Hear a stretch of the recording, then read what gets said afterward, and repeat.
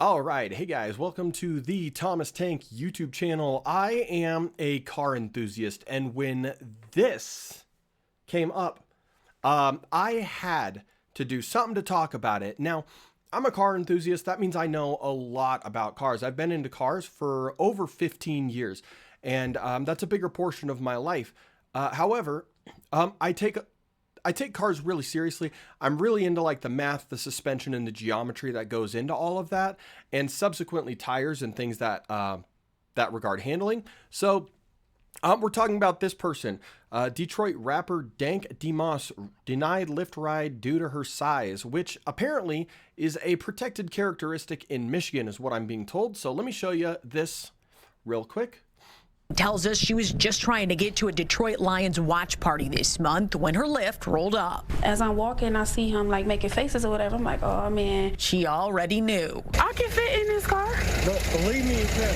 Yes, I can. Believe me. He told her there's not enough room in his car. The kicker part. So this is all of the information that we have to go off of. This person saying his tires can't handle it. I'm sorry, but you just can't. So this information being all that we have to go off of, well, I thought to do some research. Now, when you're into cars like me, you end up liking or understanding how parts interchange and things like that. As a result, you can see a part and you kind of know where about it came from. So I deemed it fit to search and find out what type of vehicle this is. And so we've got the door handle right here on the trim line. We've got this, not very exaggerated, and then the bottom here. This is what I came up with. Pretty close. Maybe not 100%, but it puts us in the realm and gives us something to go off of. This is a 2010 to 12 Ford Fiesta. Now, a little bit of background information here, and you can argue it in the comments, but if we look at the rating of a Ford Fiesta, it says the combined weight of occupants or cargo should never exceed this right there, 827 pounds. So we can also consider that, well, if this woman is 600 pounds or less, likely the person driving the car is only going to be 200 pounds anyways, so not that big of a deal. However, there's a little more that goes into that because and there was a complaint of whether or not she'll fit in the car, but, that's at her discretion. She will be sitting in one corner of the car, right? Or split between two tires, but largely her weight is going to be entirely on a singular tire of the vehicle, right? If you're sitting on one corner, most of your weight's on that corner. So that brings us to this, the tire size. So 205/4017 is the dimensions of the tire. The 84W is the capacity of the tire for weight and speed. The W is the speed rating. The 84 is the load rating, So a pickup truck might have a load rating tire, 110 or something like that, because it's going to carry a lot more, maybe tons of gravel or something. The W right there, that might need to be a little bit higher for a car like maybe a Corvette, right? And the higher these numbers go, the more engineering goes into it and the more expensive the tires are. But this is a pretty small car. So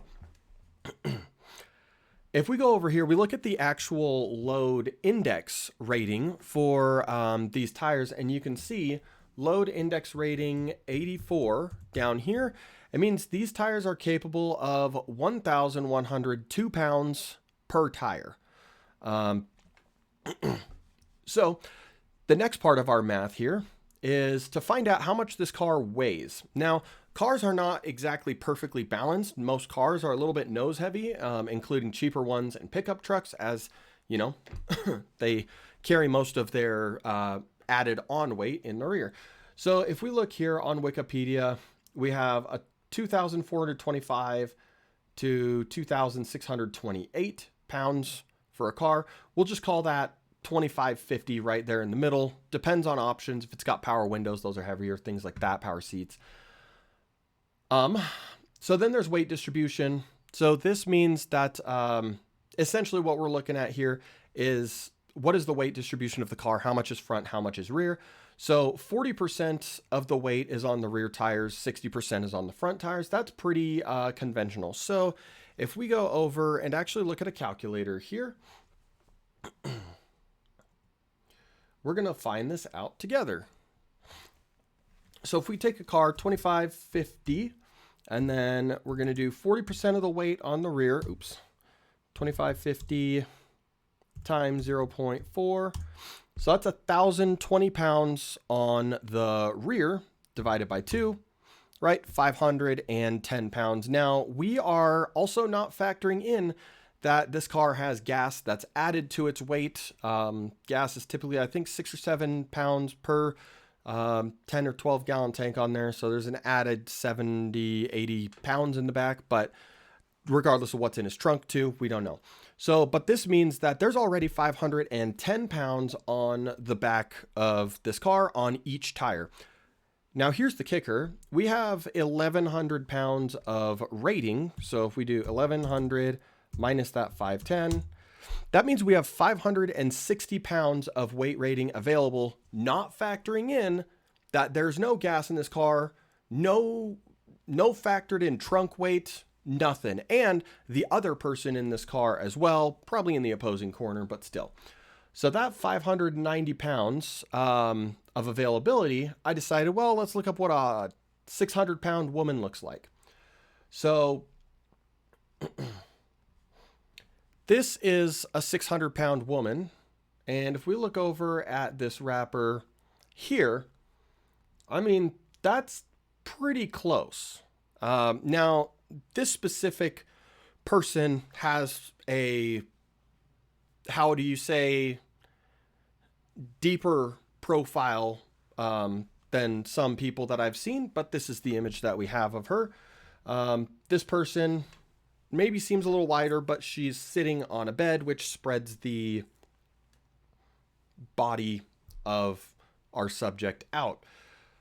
So we can assume that this person right here, probably about 600 pounds.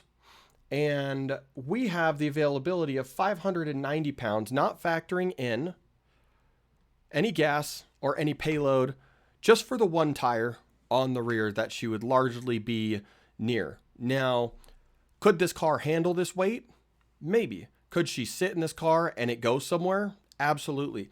However, the actual repercussions of this are very, very long form. Tires like this don't wear out immediately.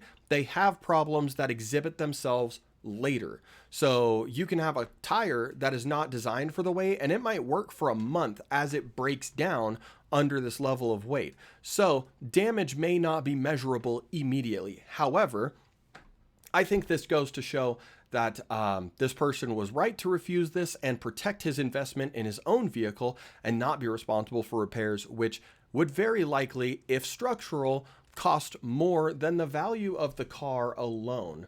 If we look at a 2010 Fiesta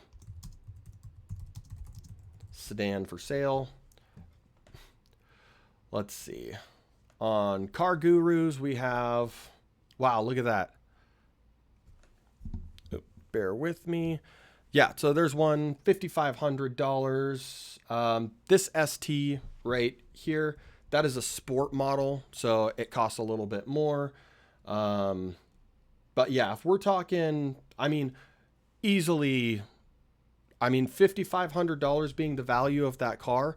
If you have subframe damage, control arm damage, sheet metal damage, things like that, even just a shock absorber is going to cost you a couple $100 at a mechanic to replace. So at the end of the day, this person was absolutely in his right to refuse this ride. It's the same way, like, you couldn't order a truck off of whatever that app is that allows you to rent a truck to haul a dresser, and then they show up with a Ford Ranger and you want to dump in, 2 yards of gravel. It's just not how it works. It's going to damage the vehicle. Anyways, let me know what you think down in the comments. Thanks so much for watching and have an absolutely wonderful day.